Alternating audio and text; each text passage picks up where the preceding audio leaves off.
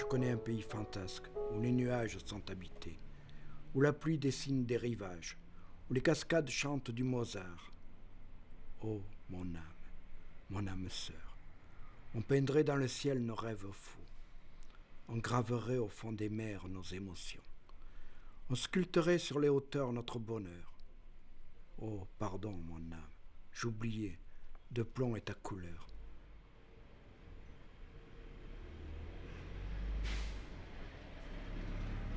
Ce poème, pour moi, il évoque, disons, un peu la création du monde par l'imaginaire.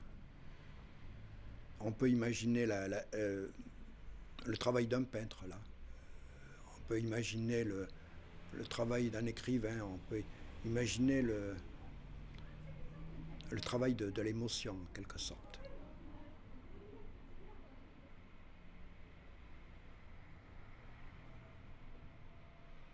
Quand on se lance dans ce métier, c'est très difficile parce qu'on est seul. Et je me suis lancé dans ce métier, disons, dans les années 62-63, au début de ces années-là.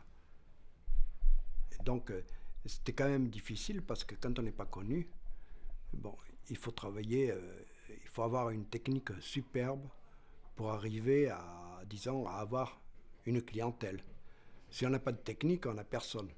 Parce que bon, il faut que ça plaise aux gens. Et ça, c'est très important. Donc, il fallait que je fasse une technique qui plaise aux gens. Donc, je faisais une technique classique qui plaisait, disons, à la majorité des gens.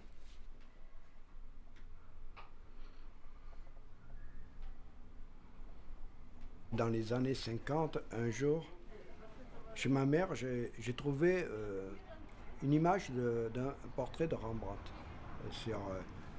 sur une revue. Je me suis dit, tiens, qu'est-ce qu'il est bien ce portrait, on dirait qu'il est vrai. Quand j'ai appris que c'était une peinture, je me suis dit, tiens, je devrais aller dans ce sens-là. J'aimais dessiner, bien sûr. D'ailleurs, le maître d'école trouvait que je dessinais tellement bien qu'il me fichait la paix, une paix royale, alors que bon, j'aurais pas dû. J'aurais dû suivre les cours comme les autres élèves. Mais je ne le faisais pas, quoi. Je dessinais.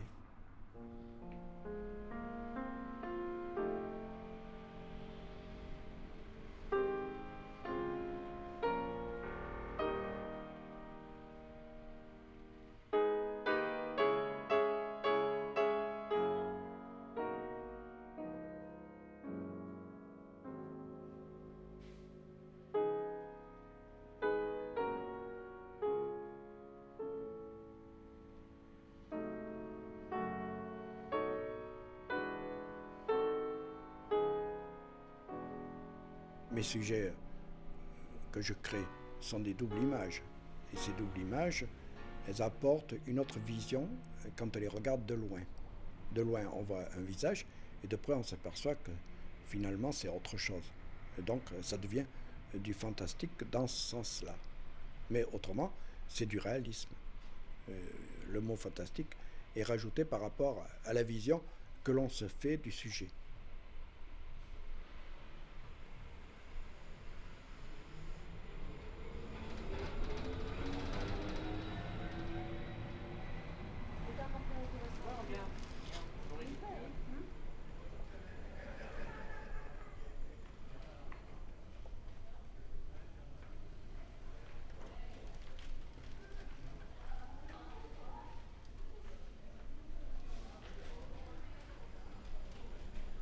Avant d'entrer dans la peinture, j'ai été architecte d'intérieur.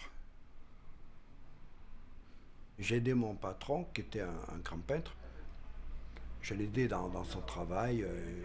Je voyais son travail évoluer, parce que je travaillais aussi dans le dessin, dans les perspectives. Donc ça m'a appris, disons, à développer une vue sur la peinture, que je n'avais pas auparavant.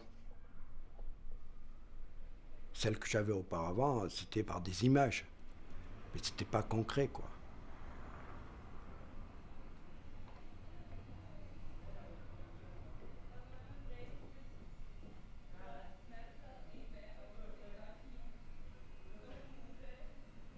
Moi, quand je crée des personnages comme ça, c'est très difficile à réaliser. Donc, il n'y a pas beaucoup Je ne veux pas avoir des gens qui vont s'amuser à me copier.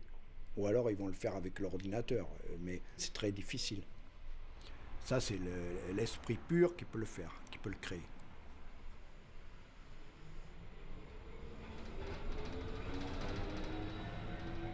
Dans l'ordinateur, la peinture n'existe pas. Il n'y a pas le travail, disons, manuel. Un peintre, c'est la main qui doit travailler. C'est son esprit qui dirige la main. Et ce sera à lui de développer des idées que l'ordinateur ne peut pas faire.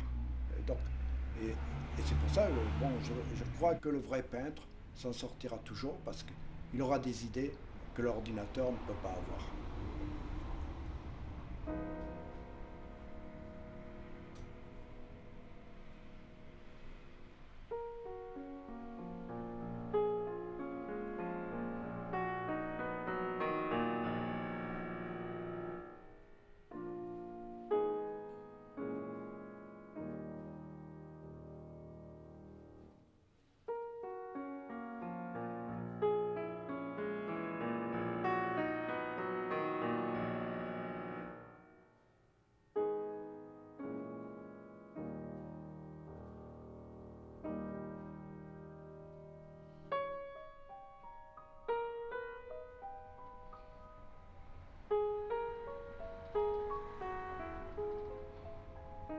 J'ai souvent dit que réfléchir, c'est se retirer du temps, oui.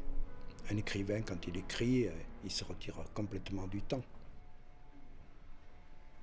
Un artiste qui fait un tableau, il est pris par sa toile, par son sujet, donc il ne voit pas le temps passer, donc le temps n'existe pas.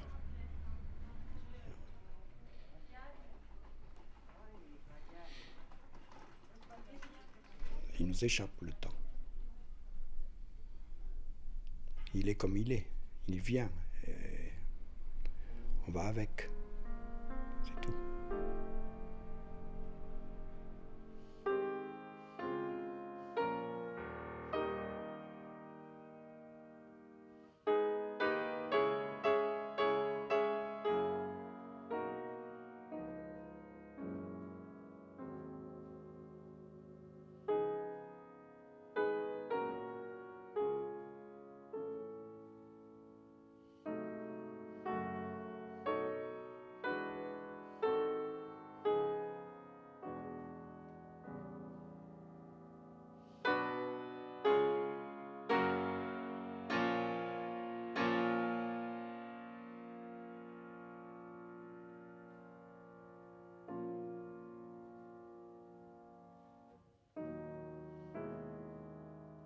Les gens ont besoin de s'évader. Et pour s'évader, il faut qu'ils entrent dans une image, dans un autre monde. Et ce monde, il n'y a que l'artiste qui peut le créer.